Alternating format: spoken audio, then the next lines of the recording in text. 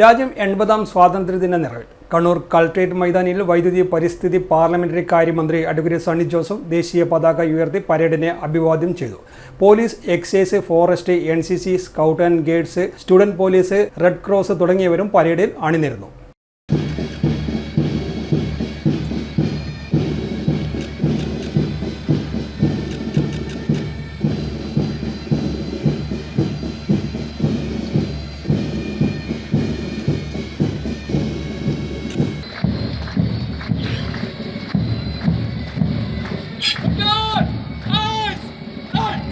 Armed police sub inspector Joel MJ നയിക്കുന്ന KP 4ാം battalion Mangattuparamba പ്ലറ്റോൺ വിശിഷ്ടാതിഥിക്ക് അഭിവാദ്യം അർപ്പിച്ചുകൊണ്ട് ഡയസിന് മുന്നിലൂടെ കടന്നു പോവുകയാണ്.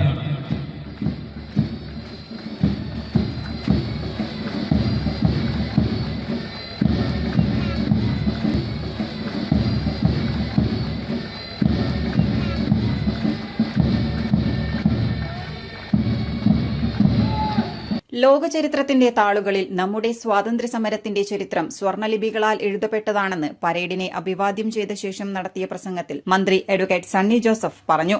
നമ്മുടെ സ്വാതന്ത്ര്യ സമരത്തിന്റെ ചരിത്രം ലോക ചരിത്രത്തിന്റെ താളുകളിൽ സ്വർണ്ണലിപികളാൽ എഴുതപ്പെട്ടതാണ്. അക്രമരഹിതമായ സത്യാഗ്രഹ മാർഗത്തിലൂടെയാണ് രാഷ്ട്രപിതാവ് മഹാത്മജിയും രാഷ്ട്രശില്പി പണ്ഡിറ്റ്ജിയും നിരവധിയായ നേതാക്കന്മാരും ദേശീയ പ്രസ്ഥാനത്തിന് ഏറെ ആവേശകരമായ നേതൃത്വം നൽകിയത്. സ്വാതന്ത്ര്യ സമാധാനത്തിനു വേണ്ടി ജീവൻ ബലിയർപ്പിച്ചവർ നിരവധി പേരുണ്ട്.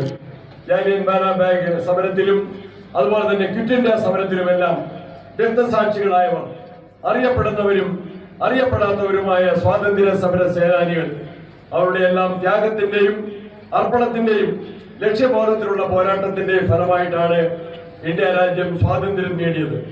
ആ വിലപ്പെട്ട സ്വാതന്ത്ര്യം നമ്മുടെ രാജ്യത്തിന്റെ നന്മയ്ക്കായി വിനിയോഗിക്കുന്നതിന് വേണ്ടിയാണ് രാജ്യത്തിന് ഏറ്റവും മാതൃകാപരമായ മതേതരത്വവും ജനാധിപത്യവും പ്രദാനം ചെയ്യുന്ന ഒരു ഭരണഘടനയും നമുക്ക് ലഭിച്ചത് എന്ന് നമുക്ക് എല്ലാവർക്കും അറിയാം.